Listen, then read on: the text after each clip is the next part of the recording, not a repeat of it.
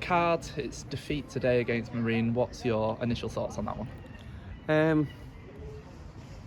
Didn't enjoy the game. So first half we handled the wind well, we handled the conditions well, and a few times we did string a few passes together. We looked okay. Listen, I'm not going to try and dress anything up, but when you've got missing what we've got missing, it is difficult. You know, you go through the lads who are in trackies there. You know, Andy White, Matty MacDonald was named on the bench but couldn't come on. Devon Green was the same. You've got Joe Rodwell-Grant missing, Lee Williams missing, you know, and it was no surprise we didn't really have any attacking threat. I felt for Josh. Jay Harris is obviously playing in a 10, which he's not, but them two worked without much service, without much playing and around, and without much support. You know, and there's one or two in there need to have a good look at themselves in terms of output today. You know, your eyes don't lie, and some of one or two have let the side down, I'll say. The likes of Josh, he needs an op. You know, he's playing with painkillers. He gets a cut in the first minute, splits his eye, and just soldiers on. But he's playing, you know, injured, and one or two need to take a leaf out of that book, because you know, if you're not prepared to battle and scrap and fight for every ball, then it doesn't matter how good your ability is, you won't have a career. Yeah, and you spoke there about the players who were missing, and to an extent that dictated how you had to play, having so many central midfielders in there, and you kind of had to look a little bit to the likes of Jack Hunt and Aaron James to provide that width. And I suppose AJ, especially in that first half, he really had the beating of his man and tried to make something happen for your side. Yeah, we just didn't seem to get enough support to Josh to enable us to give us that platform. So when the ball's going up to Josh, for him to hold it up, then to set it, and then to try and get AJ on the run. A lot of his runs were from our own half into their half. But you're right, you know, we were trying to get them two on and up the pitch. Marine's formation, you know, they played a box four midfield with two forwards, which, as I say, they go quite back to front, and it overloads the midfield, which at times we handled, but then as the game wore on, they brought the likes of Bobby Grant, who's a real experienced forward, on, Finn Sinclair Smith. You know, they're bringing players on who've got a lot of goals in them, and we've got Nooney who's been ill, and Murph to come on. So there's big differences, and there's big reasons, and there's big parts and players who are missing. Which you know, you can't legislate for. The season we've had has been really tough, been really difficult for everybody.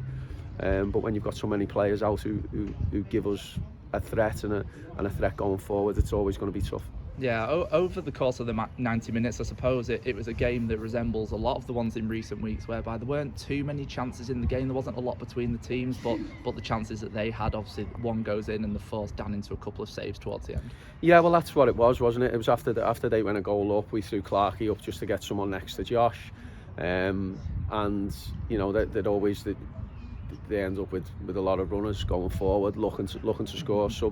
Forward subs who come on, always looking to get a goal and add to the tally. But it was, you know, so it's inevitable. You do give one or two chances away, but I didn't think there was many up until the goal. I didn't think either side really worked the keeper up until the goal. I think Dan's made one save before the goal, but their keeper didn't hardly touch the ball. You know, but even in it all, Murphy Bennett should score from the corner, and that's just the summary of it all. Yeah, there were a couple of flashpoints, I suppose, early in the second half as well, where both teams probably felt that the opposition could have lost a player, could have been down to 10 men, and you look at those incidents, and out of that it almost looked like Marine had a bit of fire in the belly. Yeah, I think the challenge on Jay, you've seen Reds give, but I was talking to the fourth official, and the ref had let a lot of those, well, not those challenges, but he'd let a lot of pushes, shoves, pulls for both teams. He'd let them go, but you just felt at that point it was getting a bit needly, it was getting a bit tetchy, and something could spill over. You know, instead of dealing with a few free kicks and giving a few fouls to take the sting out the game. He didn't do that, and then, like you say, their lad could have easily went. On another day he would, and on another day Jay probably goes as well. So but that's the way it's been. Sometimes whilst the refs, you don't have a game without the ref, but he isn't the one who put the ball in the back of our net, is he? Yeah, you look ahead to the second part of the Easter double header against Southport. I suppose for most managers who've got kind of the luxury of a wide selection of players to choose from, that they can maybe look at rotation, but I guess for you it's just a case of needs must at the moment and all hands on deck. Yeah, well, I'm hoping Josh is okay to come through that. It's not ideal. Obviously he needs something doing on his knee, and he's playing on this surface, and it's very unforgiving, especially when you've got an issue like that. I'm hoping Lee Williams will be back. I'm not sure about any of the others. Matty MacDonald maybe, Devan doubtful, but possibly to come off the bench. But yes, it is where we're at, and it's what we've got, and it's what we've got to do, and we'll do everything we can, and we'll no doubt be in the game, and we'll give a good account of ourselves. But it'd be nice to give the fans something back. Travelled in numbers again today. I know it's not the end of the year to come to Marine, to come to Crosby from Warrington, but still to show the levels of support that they do, and to keep applauding the lads. They've got to be commended, and I don't say that loosely. I don't say it lightly. They have.